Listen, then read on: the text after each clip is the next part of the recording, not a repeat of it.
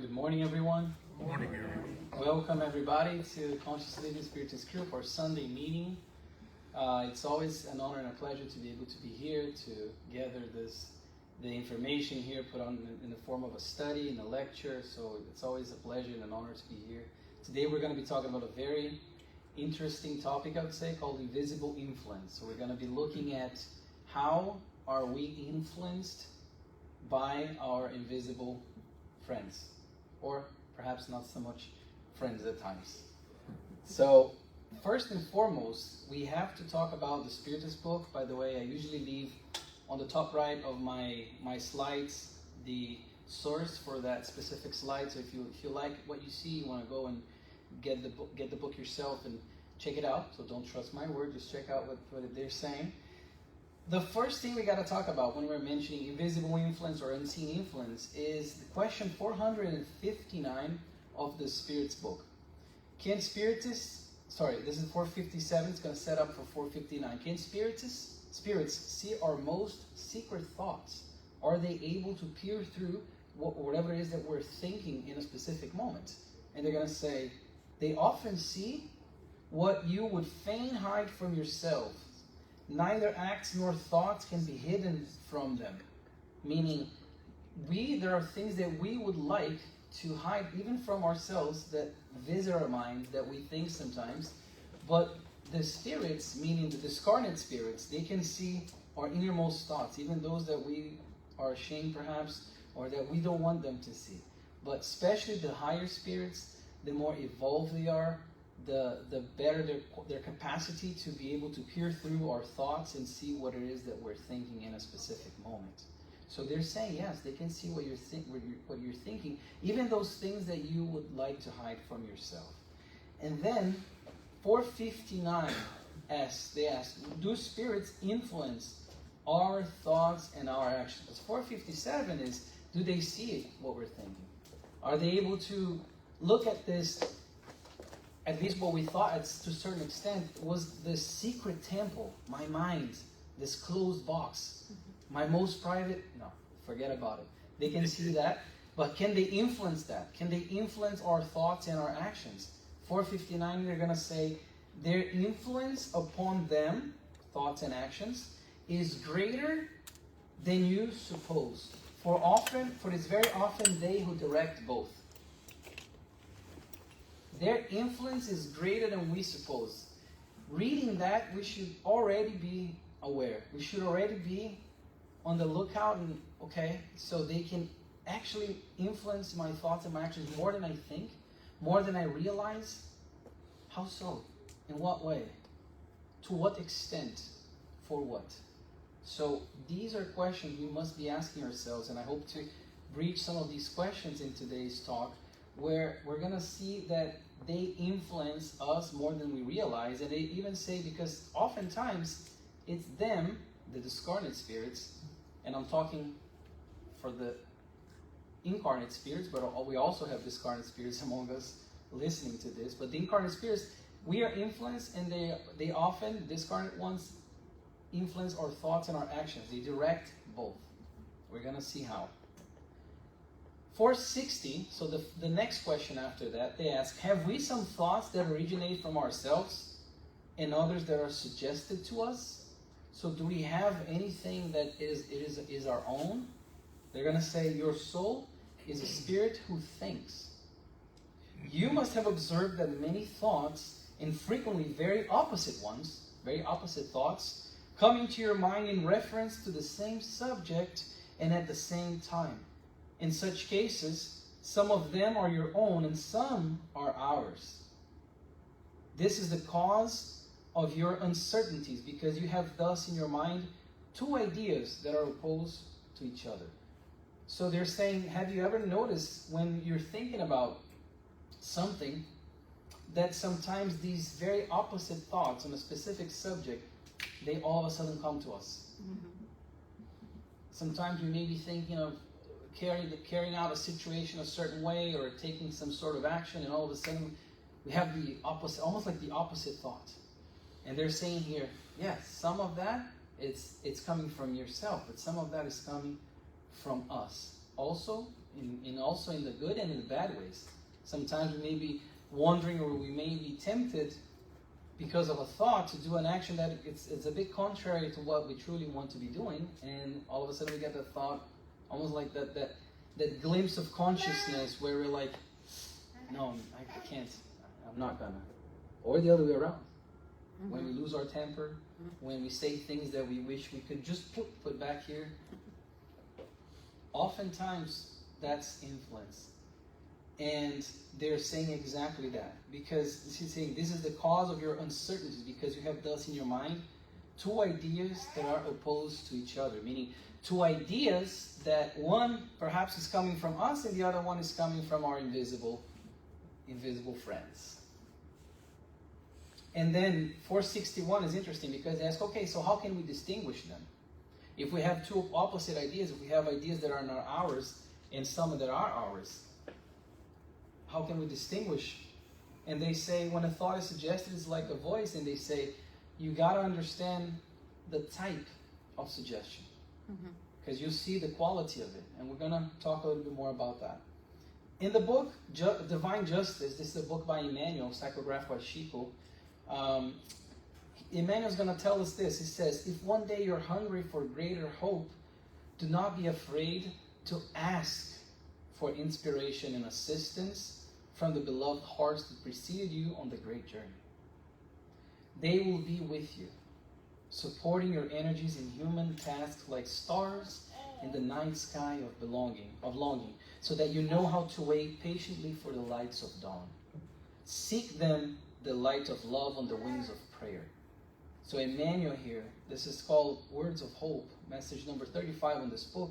Emmanuel here is telling us to ask for the help, for the assistance of those that have preceded, meaning went before us, in the journey beyond the grave. Those that are already discarnate spirits that are in the spirit realm, and they are there to help us too. They are there that we can seek their assistance. And Emmanuel's already telling us, and I bolded that, the last sentence, how we can do that. Through the wings of prayer.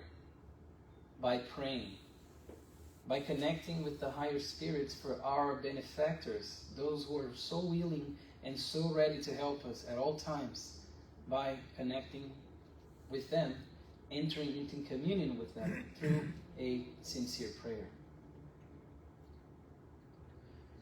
So in the book, Thought and Life, I dare say one of the best books by Emmanuel. Not messages only. It is more like lessons than messages. So it's not a romance. It's not messages. More like lessons. Each chapter is like a lesson. Thought and Life. That this is also psychographed by Chico. He's going to be talking about keep watch and pray. So that's those words that we have seen so well and so often in the Bible even, that Jesus said. Keep watch and pray. When we think of to vibrate, to pray, to think, all these things are synonyms to a certain extent, where it's inviting us to vibrate in a higher frequency so we can connect with those that want us doing well. So we can connect with those that truly love us, those that are truly there to help us in our trials and tribulations, in our early journey. He's going to say prayer impels the hidden energies of the heart. So the prayer, is already saying here, is not just a bunch of words being said either out loud or in our own minds when we're gathered in the silence of the night perhaps. No, he's saying it's coming from the heart. So it's not necessarily the words that we're using, but the energy, the intention we're putting behind those things that are being said either in here or through here. So he's saying prayer impels the hidden energies of the heart, releasing them with the images of our desire through the living and plasticizing force of thought. So prayer is a type of thinking, but it's one that is filled with energy, surrounded by energy that comes from the heart. It is this emotion that will give the quality of the prayer, or that will give the prayer its quality. These images, look at what they're saying, what Emmanuel is saying, these images that we're projecting through our thoughts in a prayer, for instance, they ascend to the superior planes or superior spheres, touching the intelligences that surround us. and we receive answers from the divine plan. Saying that these words, well, like I was saying, when they're done with sentiment, they ascend to the higher planes and help is given. There's a very good example about prayer, and it's something that they call refracted prayer. In the book Between Heaven and Earth by André Luiz, psychographed by Chico Xavier, where there's this girl that she's praying, her mother is already discarnate, so she's not among the living anymore. And her stepmother is suffering a lot, but this girl prays for her mother, for the mother to help her, for her biological mother to help her. She prays with all her heart, with all her sentiment. But what happens is, the prayer didn't reach the mother directly, because her biological mother, in spirit now, free of the flesh, of the constraints of the flesh, she was there as an obsessor of the stepmother. So the girl was praying to her mother, thinking that her mother was in the higher plane and asking for her help, for the mother's help. But the mother was there in a low vibration. So what happened then with that prayer from that girl? Did it go to waste? Absolutely not. No prayer, no word spoken with the true sentiment of the love of God is going to go to waste. So her prayer, what they call refracted prayer, instead of going to the mother, went to the spirits in the higher planes, and they sent help to the girl and the mother. So that is a very good example. This happens very early in this book, this romance by André Luiz, and it shows again that it doesn't go to waste. Prayers like that don't go to waste. So in the book, The Problem of Life and Destiny, this is by Leon Denis. I dare say it's one of my favorite books. The Problem of Life and Destiny. He's going to talk about the invisible friends, the help from the invisible friends. He's going to say, but I never missed the help of my invisible friends. Never did my voice speak to them in vain. Since my first steps in this world, their influence has enveloped me. It is to their inspirations that I owe my best pages and my most vibrant traits. So Leon Denis here is recognizing the help of the invisible friends, this unseen influence, this invisible influence that we are all under, and he's recognizing that and how that is very important in his journey. Thank you so much.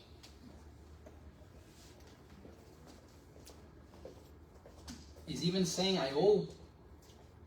is to their inspiration that I owe my best pages.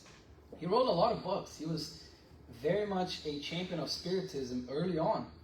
And he's saying that he owes a lot of that to these invisible friends, to those that helped him when he needed the most. And he's even going to say, his invisible friends, they shared my joys and sorrows.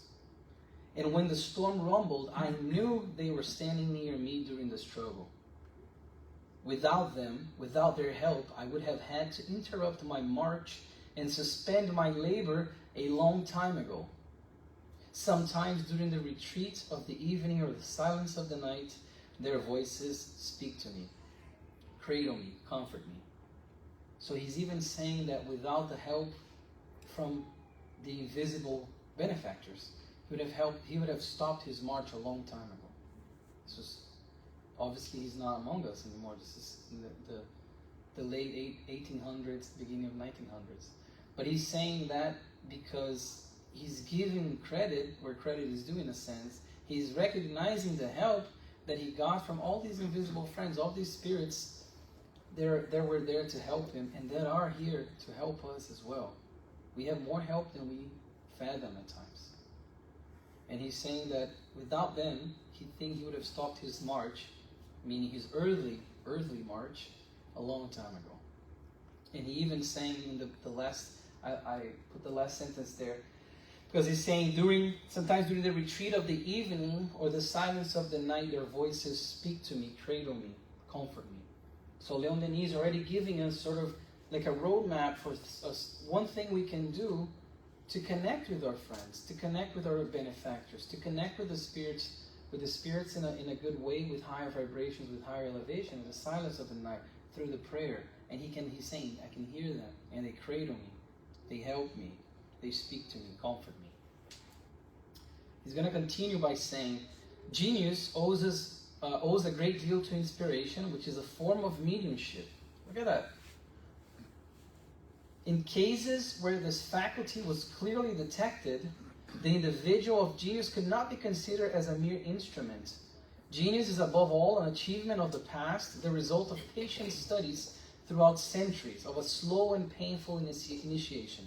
These antecedents develop in one's being a deep sensibility, which opens itself to higher influences.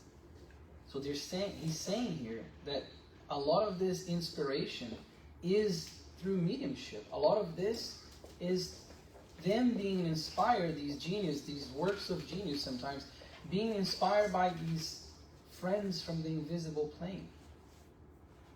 And he's saying it is a form of mediumship, because we'll see we're all mediums to a certain extent.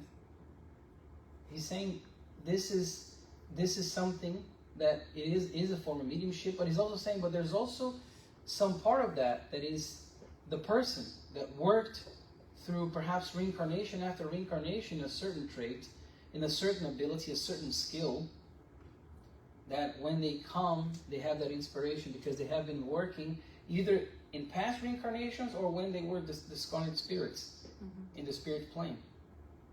So he's going to also say in certain individuals, these two causes, personal conquest, these things that he said that the person has worked laboriously previously as well. He says personal conquest and external inspirations, the influence of the invisible plane, combine with and complement one another.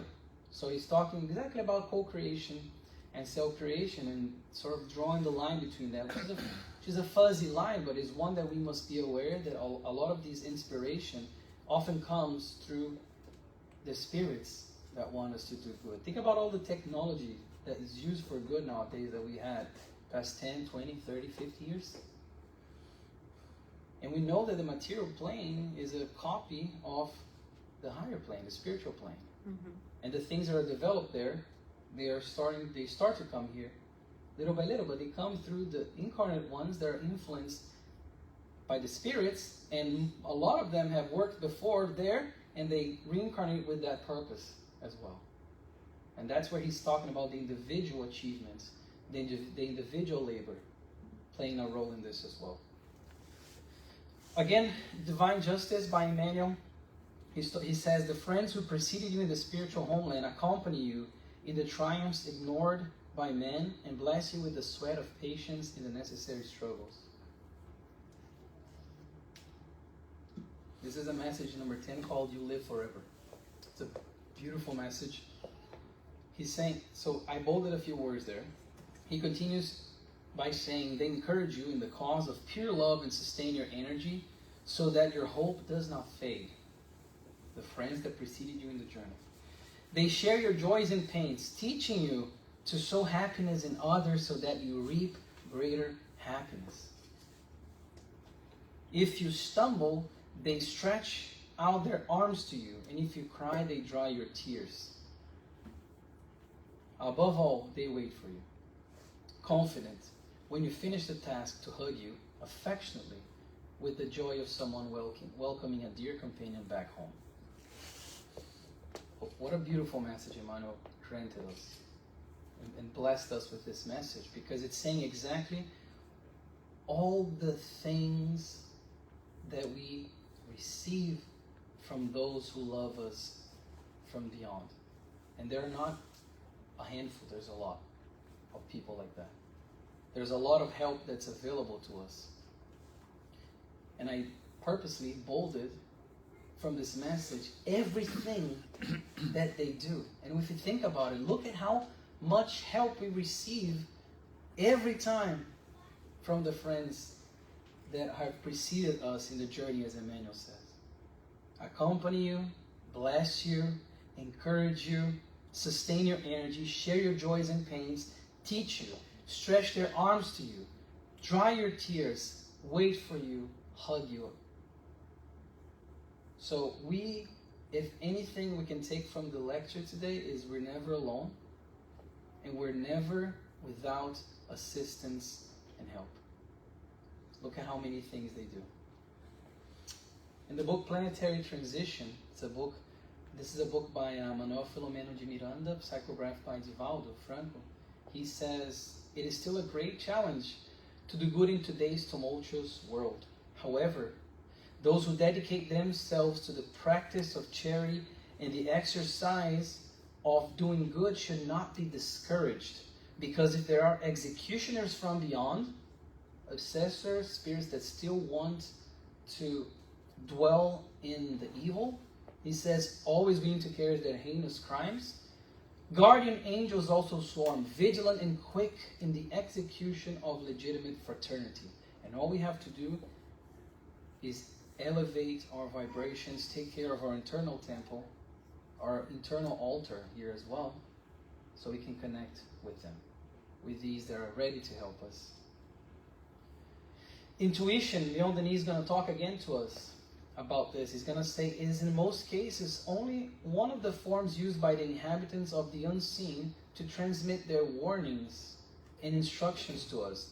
Other times it will be revelation of the deep consciousness to normal consciousness. So we're almost diving a little bit into psychology here that Joanna D'Angelo is so good at talking to us about. He says in the first case, it can be considered an inspiration. Through mediumship, the spirit infuses his ideas into the understanding of the medium. So it is through mediumship, which is this capacity to communicate with the spiritual world, that we have this inspiration. But he's going to say something, and I put an image there because I really, really like this analogy that Leon Denis makes. He says, the broad stretch of a river cannot flow through a narrow riverbed. So a lot of the times, if you think about it, I'm going to put an arrow there so we can get an idea of the direction of the water, perhaps.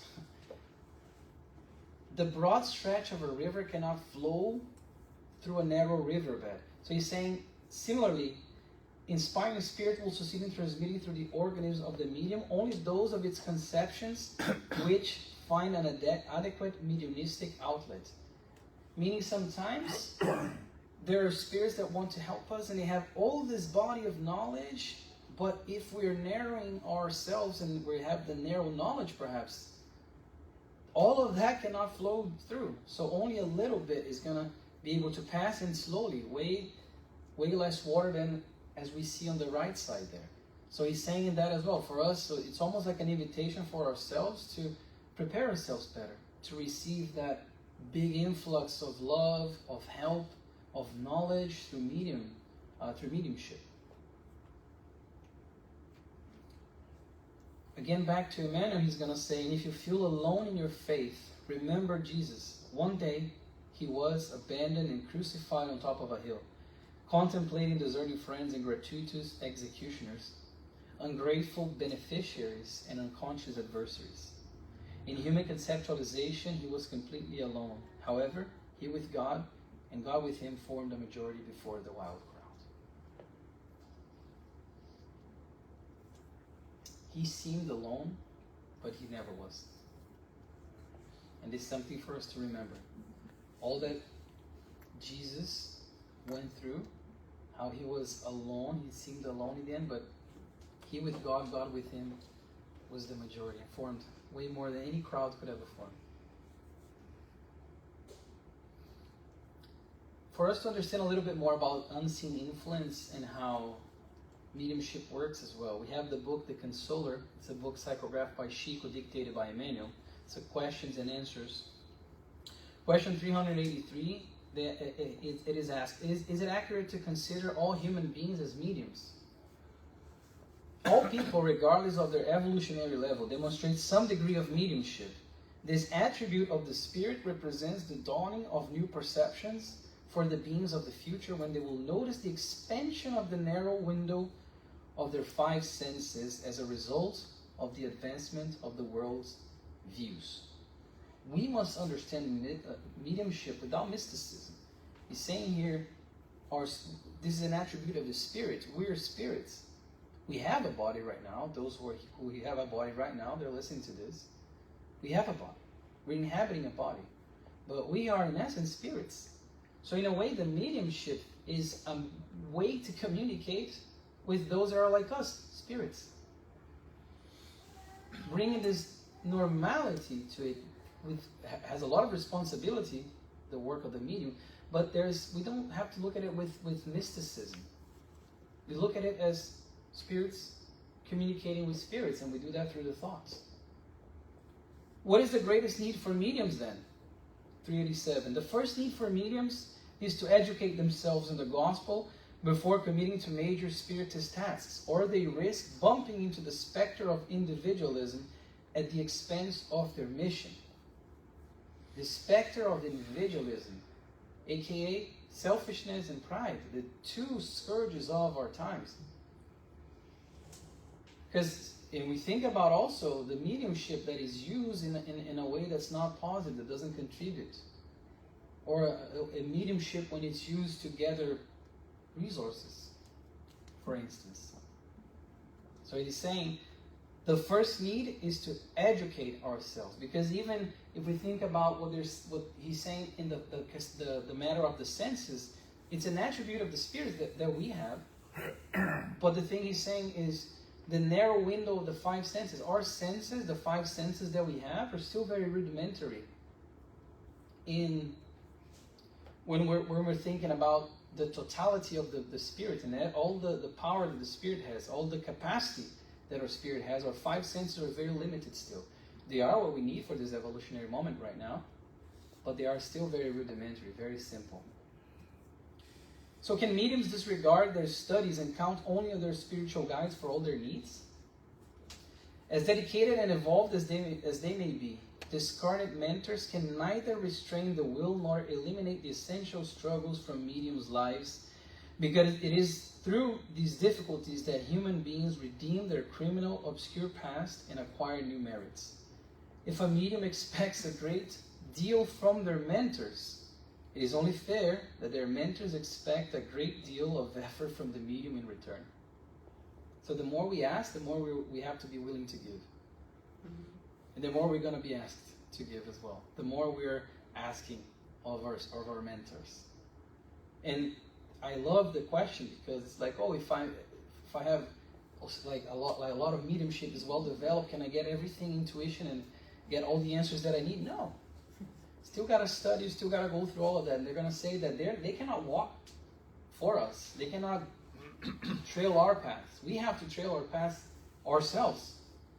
And they're saying here, they cannot eliminate the essential struggles or restrain the will. We have free will.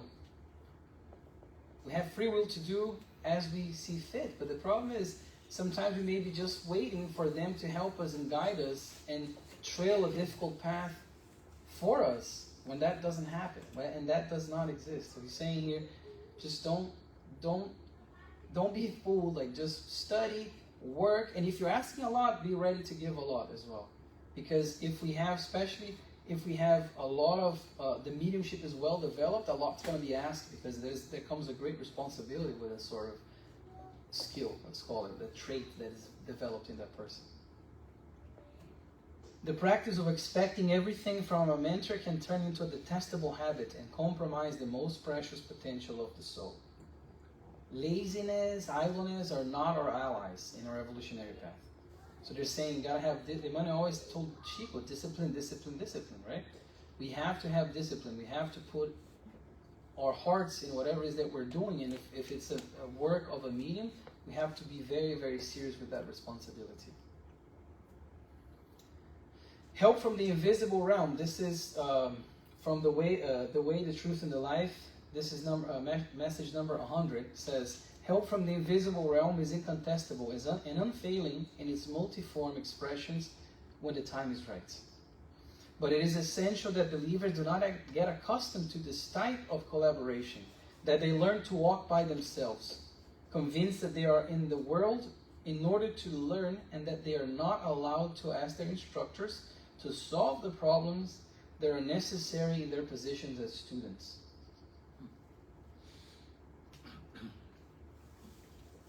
When we were in school and we were taking a difficult test, we wouldn't come to the teacher and say, can you do this for me?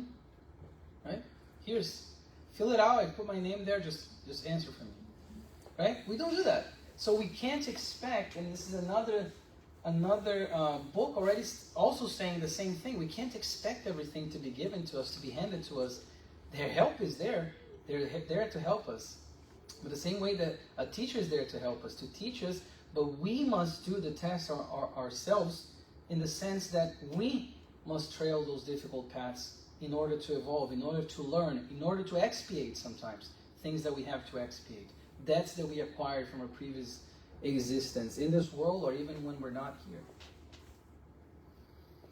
And when we're talking about unseen influence, invisible influence, we've been talking a lot about getting the help, connecting with the spirits through prayers, through thoughts, but there's also the other side of the coin that we must talk about as well in this sort of lecture. Obsessions and the influence of the spirits that are still dwelling in evil sentiments. So, question 469 by the Spirits book says, by what means can we neutralize the influence of evil spirits? By doing only what is right and putting all your trust in God, you repel the influence of inferior spirits and prevent them from obtaining power over you. Take care not to listen to the suggestions of spirits who inspire you with evil thoughts, stir up discord among you, and excite in your evil passions. Distrust especially those who flatter your pride, for in doing so they attack you on your weakest side. This is why Jesus makes you say the Lord's Prayer, let us not succumb to temptation, but deliver us from evil. There's a lot in this answer. So first and foremost, by doing what is right, by doing what deep down in our conscious, which is where the laws of God are written, we know what's right and wrong. Deep down we already know that. We have this compass. We don't have a GPS perhaps to know exactly how to go and where to go, but we have a compass, we have a north there in our conscience, each one of us. By doing what is right according to that, and putting all your trust in God, knowing that a lot of the things that happen to us that seem very unfair are in God's time. Sometimes we want things to be in our time, but it's in God's time. And they're saying you repel the influence of inferior spirits and prevent them from obtaining power over you. Because if we go back to 459, how much of they influence our thoughts and actions? More than we suppose. The evil ones as well. Because there's a lot, and if we go through André Luiz's collection, we see a lot of the influence of spirits still dwelling, like I said, in evil sentiments, in inferior regions that are very, very smart, very persuasive. They're saying we can prevent them from taking power over us. And they already give one hint here that I love, and I put it in bold, like bolded there. Distrust especially those who flatter your pride, because they know what we're weak on. The malevolent ones that really want us to succumb, either because of ourselves or because of the work that we're doing, they know where to touch our buttons, where to push our buttons. Sorry. So we have to be aware. We have to be watching, keep watching, pray as we learn from Jesus, putting our trust in God and doing what is right. Those who dedicate, back to the consoler, those who dedicate themselves to the task of curing obsessions need to consider, first of all, the need for inner illumination of the disturbed medium, because the cure itself lies in their spiritual education, studying, having discipline, doing what is right. The medium. The obsessed person, this is question 933. The obsessed person who gives his body without moral resistance to ignorant and disturbed entities is like the artist who gives his precious violin to a malefactor. Using the idea of this instrument. So if you give your instrument to somebody that doesn't take care of it, how do you think you're going to get it back? And first of all, are you sure you're going to get it back? To what point? And also, how are you going to get it back? Probably destroyed, not well taken care of. Right? So the idea here is that as mediumship being this instrument, we must make good use of it. We must be watchful for those who want to use us in the wrong way. What is to be understood by the expression guardian angel? Now we switch a little bit back to the gears of those who want to help us as well. Guardian angel, a spiritual protector of high degree. Because this is an expression that has been used for centuries perhaps. And they asked there, what can we understand by guardian angel? A spiritual protector of high degree. And what is the mission then of this spirit protector? That's the next question, 491. That of a father towards his children, to lead the object of his protection into the right road, to aid him with his counsels, to console him in his afflictions, and to sustain his courage under the trials of his earthly life. So the guardian angel, this spirit protector, these invisible benefactors that are there ready to help us, always willing to help us. Does the spirit protector feel sorrow on seeing a ward taking the wrong road? And does not such sight disturb his own felicity, his own happiness, his own being? He is grieved at his errors and pities him. But this affliction has none of the anguish of terrestrial paternity, because he knows, this is an interesting one, because he knows, the spirit protector knows that there is a remedy for the evil, and that what is not done today will be done tomorrow. So they first say it's like a father towards a son. When you see your son succumb and get hurt, as a father hurts more than us, I feel. But they're saying there's a difference there, because unlike terrestrial paternity, what happens is that spirit protectors, they are more involved, and they know that what is not done today will be done tomorrow. So if they see their wards succumb, trip in their evolutionary path, or in whatever it was that they said, I'm going to be doing this, and they see them tripping and falling and stumbling and rolling and getting up and stumbling, because they know that what is not done today will be done tomorrow. Meaning, we are all marching towards our own evolution, towards goodness, and if we stumble and we did evil, let's say, they know we're gonna eventually do good. They're gonna be there to help us, as we saw a few slides back. But they know that what's not done today will be done tomorrow. And talking about unseen assistance, Paul and Stephen, one of the hallmarks, I would say, of the Spiritist collection of romances. We have this big moment, a few moments where Saul sees, I'm not getting too much detail on this one, but Saul sees a light, like a being of light, come to him and talk to him, providing him with assistance, and he even thinks it's Jesus. So he goes back to Simon Peter and says, "Oh, Jesus spoke with me, told me that to leave Jerusalem because my older friends are not ready for my testimony." But that was actually Stephen. That was actually one that was in the past, not so distant past, was somebody that Saul convicted, and in the end, his actions lead him to die. But Stephen, being way more elevated, was there to help Saul. This invisible and unseen assistance. And even when Stephen is falling asleep, we have that passage, that beautiful passage in the book where he's there and he falls asleep. He goes into this spiritual realm for a few moments there, and he sees Abigail and he sees her brother Stephen, and they're there talking to him and saying, we've been with you, we've been following you, we've been helping you, we've been there guiding you, you're never alone.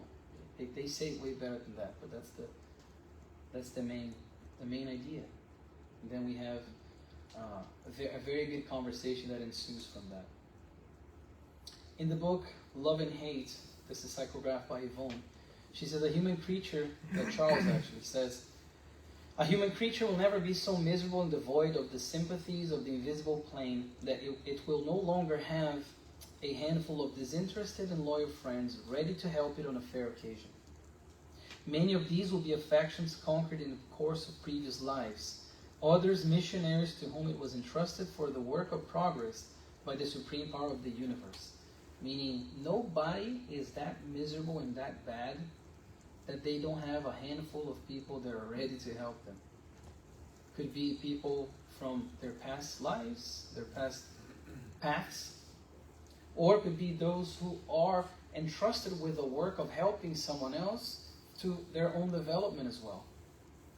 So nobody is without help.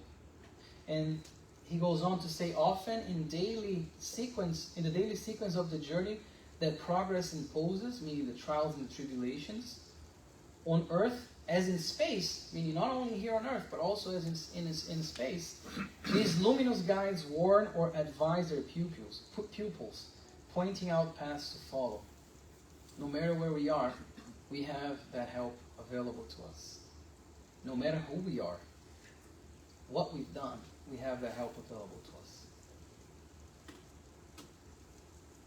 Now, getting here towards the end, St. Augustine said some beautiful words on this in the Spirit's book. He said, "Do not fear to weary us with your questions. Remain, on the contrary, always in connection with us.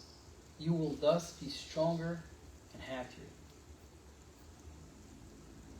To those who may think it is impossible that spirits of high degree should bind themselves to a task so laborious, and demanding so much patience on their part, we reply that we influence your souls while at many million leagues from you. To us, space is nothing. And while living in another world, our spirits preserve their connection with yours. We possess qualities of which you can form no idea. But be sure that God has not imposed upon us a task above our strength, and that He has not abandoned you upon the earth without friends and without support. St. Augustine is urging us to seek for help through prayer, through the thoughts, through our actions. And he's saying, don't worry about wearing us. Don't hesitate to ask for help, to ask for guidance. Because we have powers that you have no idea. And I think that's a very comforting feeling and thought for us to end today. That knowing that help is already happening and help is always there. All we have to do is truly ask. And I wish everybody a blessed week. Thank you so much.